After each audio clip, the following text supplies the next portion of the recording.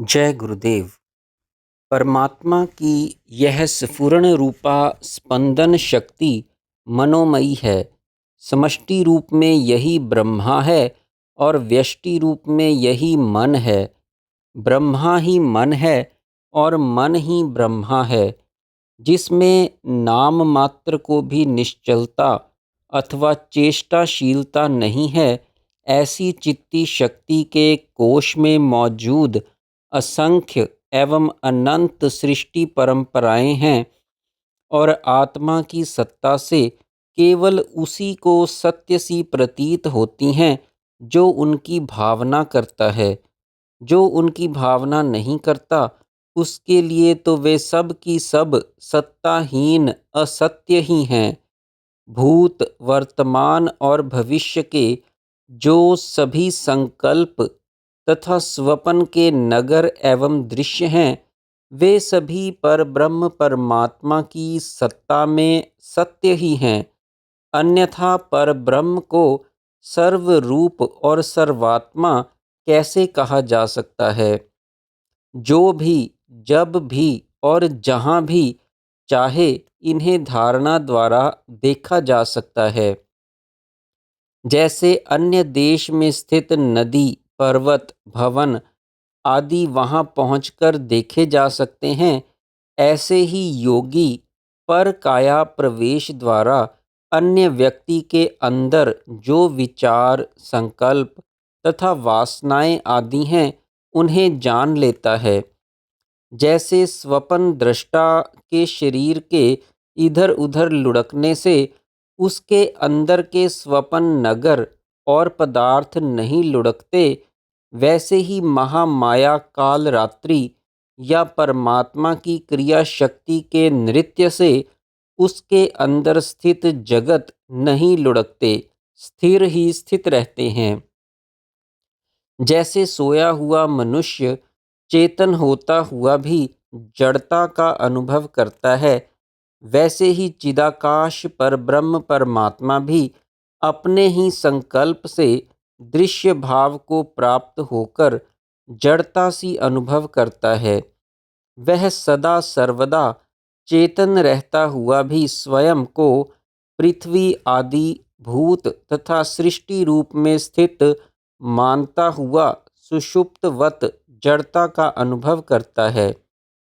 समाधि संयम द्वारा सिद्ध धारणा बल से किसी भी रूप का बना जा सकता है, अर्थात आकाश, वायु, अग्नि, जल, पृथ्वी, जीव आकाश, चित्त आकाश, विज्ञान आकाश, चिदाकाश अथवा अन्य जिस किसी भी रूप की धारणा की जाए, वैसा ही रूप पाया जा सकता है। इस प्रकार सिद्ध धारणा या दृढ़ संकल्प से बना पदार्थ या रूप संकल्प ना रहने से ही मिट भी जाता है। संकल्पित पदार्थ संकल्प ना करने से ही नहीं रहता। इस सृष्टि के सभी रूप वास्तव में प्रकाश के ही अंग हैं, अतः प्रकाश रूप ही हैं। सृष्टि के आदि से ही जिसने अपने पृथकत्व का अनुभव किया है, उसी आत्मा में सृष्टि का उदय होता है।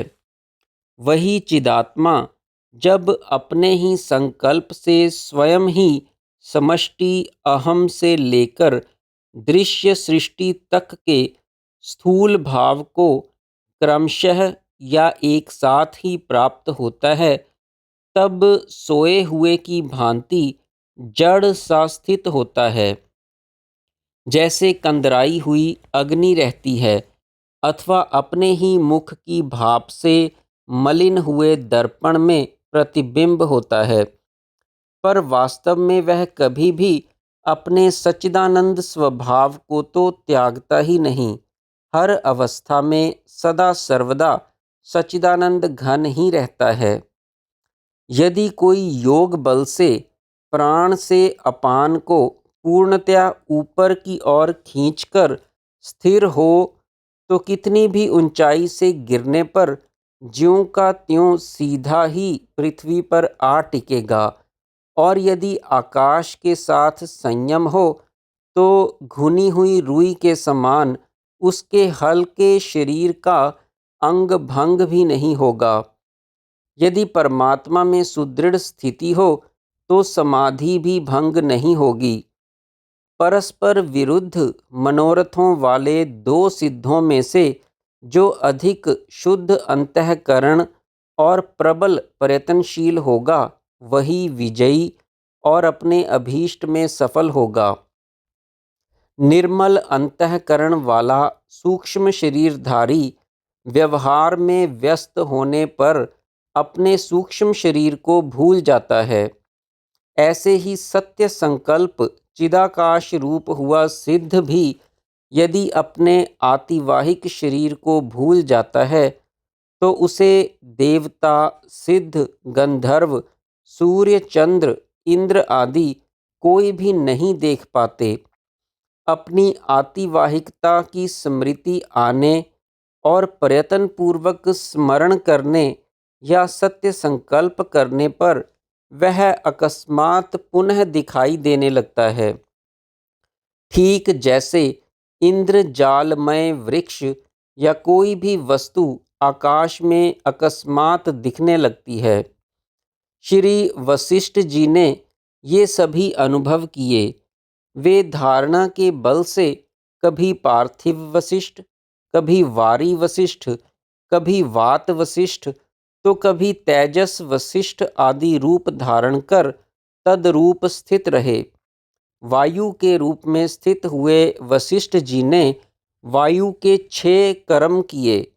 घी, बर्फ आदि को जमाना, सुखाना, धारण करना, स्पंदन, गंध वहन और ताप हरण।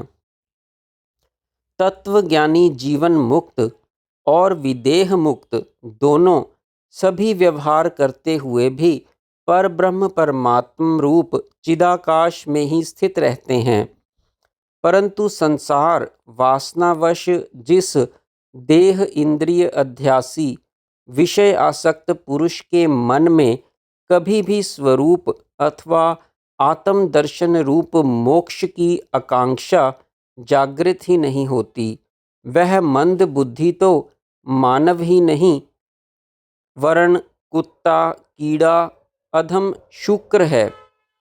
चित्त और अंतःकरण की सर्वथा सम और शांत स्थिति ही मोक्ष है और उसका विषम, चंचल, अशांत और संतप्त रहना ही बंधन है। सागर की पत्नी नदी में उद्गम से जल आता है और सागर में चले जाता है, परंतु यह जीवन जल तो मृत्यु में जाता ही जाता है, आता नहीं। अतः जीवन मृत्यु की ही धरोहर है, उसका भोजन है।